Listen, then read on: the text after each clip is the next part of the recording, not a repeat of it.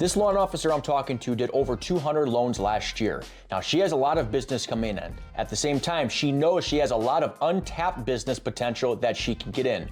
Where is that untapped potential? Well, it's through the realtors that have referred her investor clients. And her only problem is she hasn't spent much time or effort into developing those relationships. So we talk about how to reactivate those realtor relationships, how to develop those relationships, and how to start getting more business from them. All of that in this segment of the Loan Officer Hotline. I can hear you all right. Okay. Sorry, oh, there we go. Perfect. Yeah, my other camera turned off, so I just have the overhead one, so hopefully you don't mind. Yeah, no worries. Just seeing the.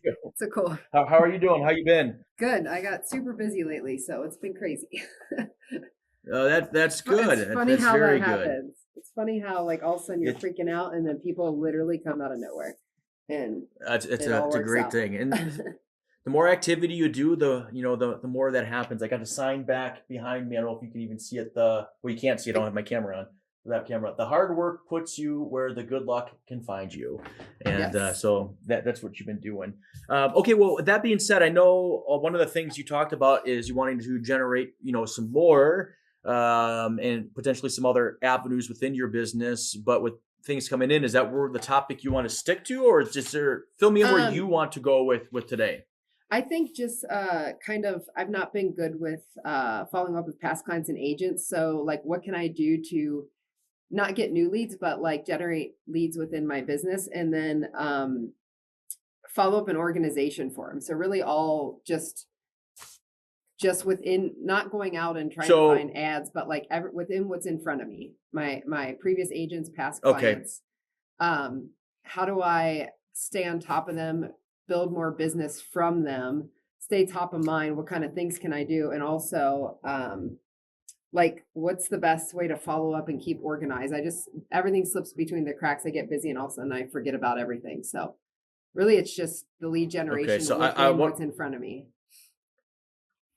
Within what's in front of you. So I'm going to write a thing down. So for you, but also for people that are watching this to see. So there's really, for a loan officer, really anybody for the most part, there's really 4 main sources of business. And most loan officers are focusing on the first one, traffic. What this is new stuff coming in. Second would be conversion, is that improving their metrics. But I think for you, for what you're talking about, is that you're wanting to, I would call it retention, getting more from who you already have. Then the last one is leverage. This is getting stuff from who you have, right? Yep. So would that be a fair way to say it? Okay. Where do you think your biggest opportunity between those two things right now is getting more from your current past clients? I know with your market, there tends to be a lot of repeat opportunities. Or do you think the bigger opportunity is within leverage, getting those people to refer you? I think it's getting my current agents that I've worked with to send me more business. Okay, so your current one. So I would even keep that within retention since you already have them. Okay. So yeah, there's a conversion aspect to get more out of it, but if you can, when I say retention, you think of like past clients is preventing them from going elsewhere, right? Yep. And so it's preventing those agents from going elsewhere. Is that probably the best way to put it?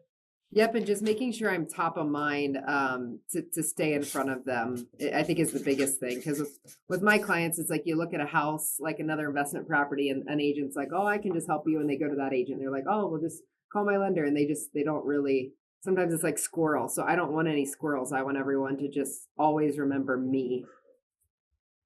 Yeah. Okay. So agents is keep their attention. Agents keep their attention. Okay. Just help me. The nice thing for you is a lot of loan officers is that they have this same problem, but their problem comes with meaning that they're just trying to get that first deal from the agent. Is like they meet with a realtor and like, well, how do I meet with this realtor? And okay, great. Now, how do I convert this realtor to send me business? In your case, it's that they've already sent you business. So you have some rapport and you have some relationship.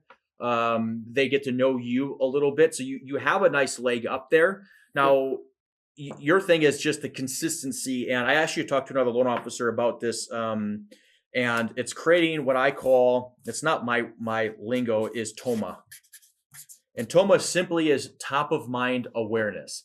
And people don't think of us as often as we like to think that they think of us, is just because they are busy about their own stuff, the things that they got going on. Heck, even if we did a bang up job and we crushed it for their client, is that the further away that I have a touch point with them, the further of memory that they have of me. It's just reality of it. I remember when I first got into really pushing realtor prospecting, getting meetings with them. Got good at that, got meetings, but then I got frustrated. Like, why am I not getting as much business from them? I got mad at the agents, but then I realized it's my own fault. It's not their job to remember me. It's my job to make sure they can't forget me. Now, you have the first thing, is that's the most important of all of this, in my opinion, is that you're likable. Is that might sound like, kind of a silly thing in some regard, but I'm a true believer is that people do business with people they like. They keep doing business with you is because you're good at what you do, which you are, and you stay top of mind. So you're missing two of the three, I would say, or no, one of the three. You're likable, you're good at what you do, but you have to stay top of mind, right? Would that be a fair assessment? Yeah. Okay. And so what I do for this, and it's not perfect by any means, and it's going to seem very regimented. However, is that it becomes a little bit more natural as you go, is that I need to create top of mind awareness with my agents. It's the same thing with your borrower. You can apply this exact same principles I'm going to share with you with your pre-approvals, your leads.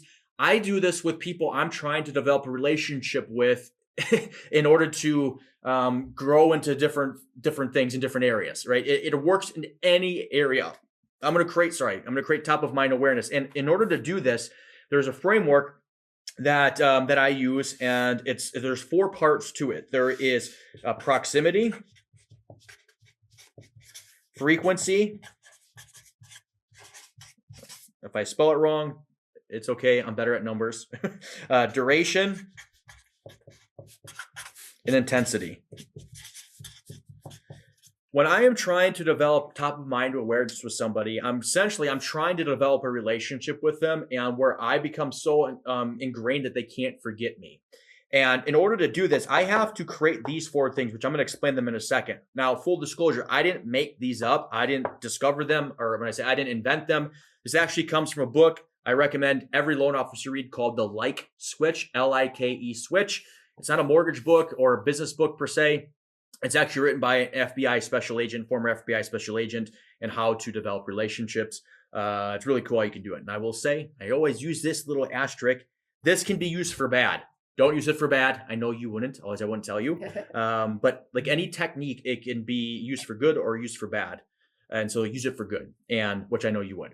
And so you can literally recreate the environment to develop a relationship with somebody intentionally, and where it seems very natural and organic. You can see why this could be a very dangerous thing where you can manipulate somebody to do this. But every great relationship that you have has gone through this process: proximity, frequency, duration, intensity. And TOMA, in order to create this, is going to recreate this environment. So proximity is the simple part of just being seen, heard, around, right? It can be in any which way. Like right now, you and I have proximity. You see me, right? Even if you didn't know who I was, didn't know my name, but let's say we're in a random coffee shop, but you see me, that created a piece of proximity. Or let's say I text you and I say, hey, this is DJ, created proximity. Email you, proximity. I friend request you, proximity. Like your post, proximity. Voicemail, proximity. So all these different touches are creating proximity. So that's step 1 is proximity, which you have. You already have this part, is because you've already closed a deal with them, right? What you need to focus on are going to be probably the next 2, and some of them on maybe the third one. Majority of your time is going to be spent on frequency. Frequency is where you are recreating the proximity often, multiple times. And a way that I explained it to somebody is that if you want to develop a relationship with someone and go deeper with the relationship, you have to have multiple touches, multiple times per week from multiple different angles. It sounds like a lot, but once you start to implement it and you make it part of what you do, it's really not that difficult to do. It's just more of getting the consistency of it. But a key of it is multiple touches, multiple times per week from multiple angles. That's where people go wrong. Like for instance, like I'm sure you get all the recruiting text messages. Is these recruiters, they text. How many of them supplement it with a Facebook message or an email or a phone call or this? No, it's only text message, majority of them, which makes it incredibly easy just to ignore, right? But if they were having these multiple angles, they would have a better shot of capturing my attention, right? And so it's like when I'm going to talk with a realtor or develop a relationship with the realtor, heck, developing a relationship with you. Let's think about it. You and I, we've talked on Zoom, we've talked on phone, we've talked on text, we've talked on email, we talked in person, right? And social media, right? All these different things, because that's what friends do. Friends typically, I'm spitting, sorry. I don't know if you can even see that spit coming out, but friends typically have multiple mediums or multiple places that they're communicating with each other. And it becomes impossible to ignore. And so like my day, like if I'm trying to develop a relationship with somebody, I am intentionally, but it's become to the part with some where I just do it without even thinking. I am having multiple touches with people from multiple different angles. So like for instance, social media is the easiest one, and that's the one you could do the most frequently because it's the most natural. Like commenting on posts, liking posts. What does everybody do when they make a post? They always go back to see who commented and liked it. We want them to be seeing you all the time, right? Maybe not if it's a post you don't agree with, like politics. I don't care what a person's politics they are to do business, but I'm not going to agree with somebody's politics just for the sake of placating them, make them think that I'm like them. I don't do that. But like social media, I'm gonna do that. I'm going to have text messages. Now, text messages is going to be random. It can be random stuff. It doesn't always have to be about business. What I like to do is I like to link conversations. And so for instance, like let me give you an example. You'll see how I even do this in developing relationships naturally. Remember we're playing that game Aggravation? Yeah. And I bought the Aggravation and I texted you the game of Aggravation that we ended up buying it and showing the kids playing it, right? Is that's has nothing to do about business. It's relationship building. Now I'm doing it because I like you, of course, right? But you think about, you have a conversation with a realtor that's something non-business related, and you can send it to them. And every time you have a conversation with that realtor, try to pull one thing that you can from that that conversation that you might be able to circle back with. If they talked about is their kid, doing dance lessons, and you reach out, hey, how did the kids' dance lessons go? Whatever, those types of things. It's what friends do. Friends care about that. Or next time you talk with them, that's the first thing you bring up. I liken it to linking chains of a conversation. It just ends up being one complete huge thread. And that's, again, how friends talk. Their threads never really stop. It's just a continuation of that thread. Whereas in most loan officers with realtors, they don't have a thread. It's just the deal, and they're individual chain links, but they're never connected together. And so I do that to develop the relationship. And since you've already closed business with them, you have a huge opportunity with it. So sales, social media, text message, emails, video. I think you have a huge opportunity. And I think you know this too with video.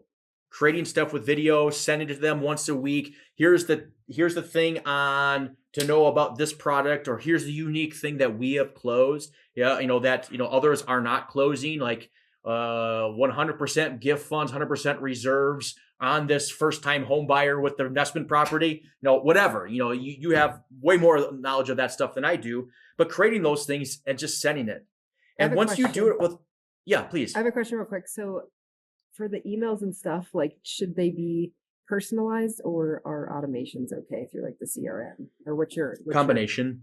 Okay. Yeah, I would have a combination. That's a great question. So like, let me just split up email, but anything that you could do on a mass scale, I break it up into really two sets of agents. Your A's and then the rest.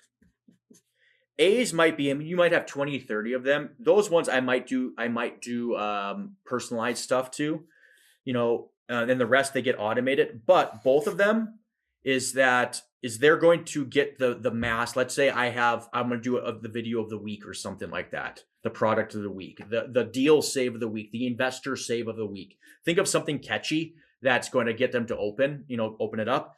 And then everybody gets that, right? Where I'm going to do more personalized emails and I don't use email a ton for personalization. But let's just say that I came across a YouTube video and I want to email it to them or something. I could text it to them, but sometimes I might email it as well just to change the angle that they do. But that's more my personalization there with email is on off-topic things. If it's something like product-wise, I'm just going to send it to everybody.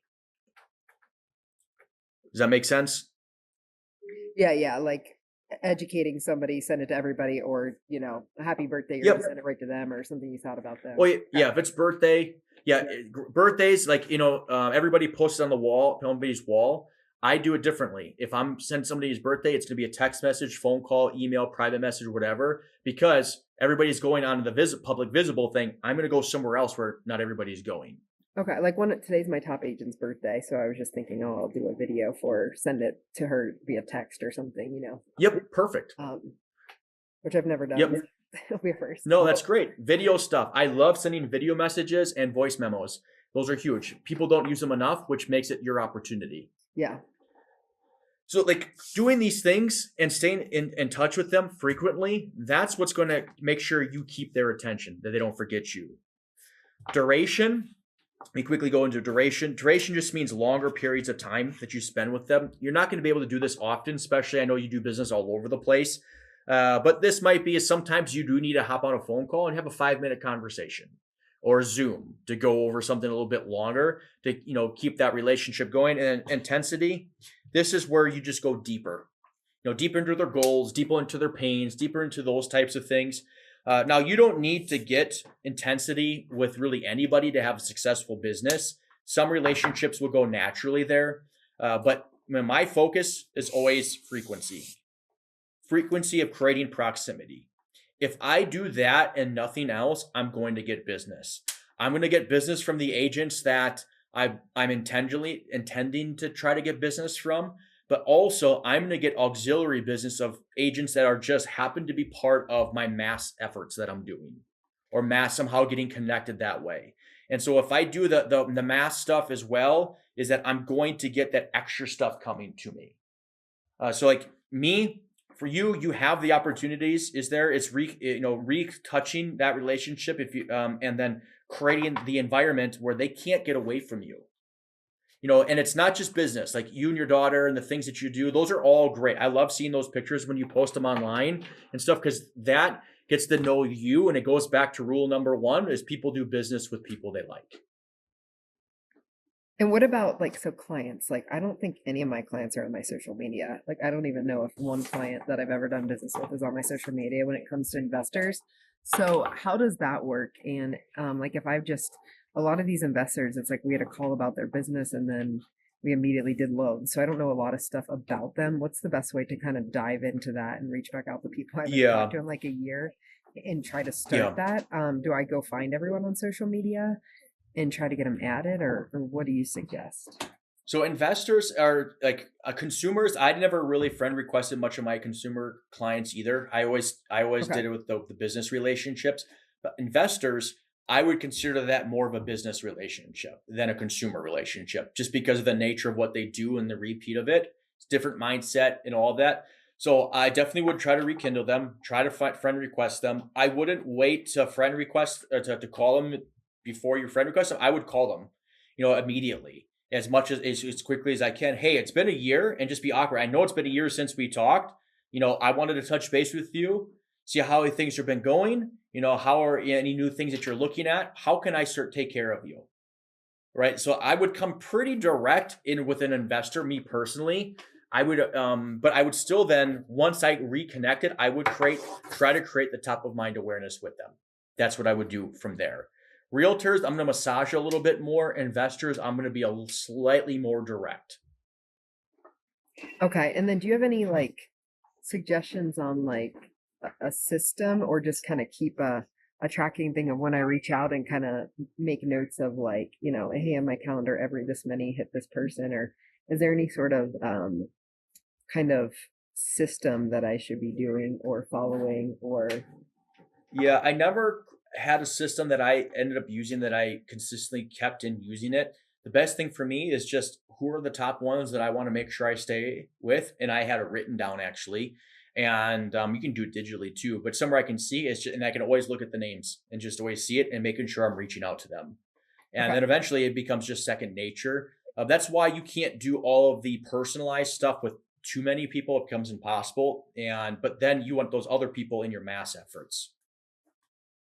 Okay. That makes sense.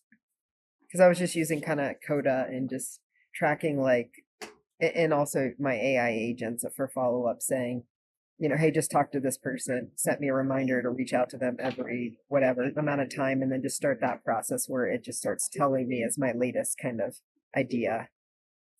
Yeah, you want to do that for sure. So you have the prompts you don't forget, but you also want to start to try to train your brain is that for the spontaneous things. And those only happen though when I say spontaneous is like through your previous conversation with somebody. Um, let's just say they're a sports fan, and all of a sudden the big news with their sports teams come on. Right. I want that. I want that. I want my brain to be open for those kinds of triggers. So when I see that, and I can then send it to them. Hey, I saw this about your favorite football team might look to move to Indiana. This is not yours, but might look to move to Indiana. What's going on with that? Right. So you want to also train your brain for those spontaneous things, is because that you can't replicate. Right. I mean, I guess technically AI could probably figure that out if you trained it enough to do all that, but let's not go there. And but you want to also have the spontaneous those things too. Okay, yeah, I could do that. I was just thinking like so they don't completely fall between the cracks, but I think No, no, no. It's maybe not in my either or. It's both. office, yeah, it's like just put I have a giant whiteboard that's just write all the names, and so every day you just glance up at, Yep. check mark, and then who haven't I check marked in a little while or something, and just kind of think of That's something. exactly it. Okay. Yep. Cool. Anything else you wanted to cover? What is too much when reaching out? Is there ever too much of like nobody sent Mm, anything? Like at what point when you're not getting business do you let it go? I don't let it go. Okay. They just might get shifted, potentially shifted to just only the mass things. So they might not get the personalized ones. The thing is, when I say too much, is that people will think they're doing too much when one or two person complains about it, and then they think that applies to everybody. That's not the case. Complainers usually say things more than anybody, right? And so the complainers just get removed and goes to the mass thing, so they don't get the personalized touches, and everybody keeps it.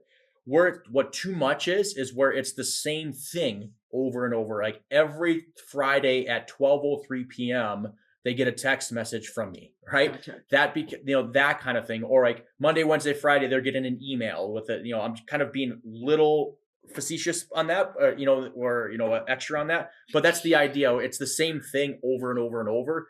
That becomes too much because it's not natural. It doesn't come Yeah. across as natural as all. What do you think is a good amount of times to be touching out VOC? Like once a It week, depends what's once a coming out month. from it. Like if you're doing a newsletter, a product highlight, things like that. Is it It going to be depends too how much the when people are seeing every week a different thing, or is it more like no. a once a It month it or no, people think that there could be too much. It's only too much if they don't find value in it or okay. the quality of it.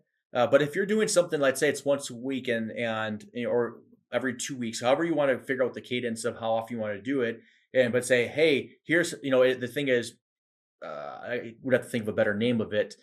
This is the deal save of the week, or hey, how I made a realtor an extra money, and you always gear it back and how it's helping their business, which is great versus product highlight. Product highlights, everybody has product highlights, but how many are doing, you could do a product highlight, but if like in the sense of you don't call it that, you call it of something here's this week's deal maker. And the deal maker could be is this product, but your position is how it's helping your clients of yours get into it because of this unique factor of it. So it's the same thing, but it's positioned differently to benefit them versus selling the product versus selling the benefits. You Okay, want to sell the that makes benefits, sense. the opportunities they get from it. Okay, cool, awesome. This is And helpful. just note is that your first however many you do, just work to every time you do one, just make small tweaks just to improve just a little bit, a little bit. Awesome. I appreciate it. Hey, it's my pleasure. I Just need to appreciate you get hopping started on. on these videos because that's where I lack in the Just um take action. just doing it. I know. All the other stuff I'm good Here's at is it's just doing the here, videos. here's what I did, and literally is every Friday from I have my calendar blocked out from 10 to 12:30 is then that's recording time. And so like one Friday I'm doing the hotline, next Friday it's content, so like I have to do it. Yeah, so it's Okay. like and whether like I've had tech issues today, all this stuff. That's why you got late. The person on before tech. It just whatever happens, we're just gonna do it. And if I don't use the content, oh well. At least I did it and I kept that commitment. Yeah, I'm gonna start scheduling it in. As I dial in my schedule really tightly. I think that'll help too. Just okay, it's time to do it. Yep, absolutely. Let me know if you have questions, because Okay. I love content. Awesome. Sounds good. Thank you. You're welcome. You have a good one. Have a Thanks. great weekend. Thanks. You too. Bye. Thanks. Bye.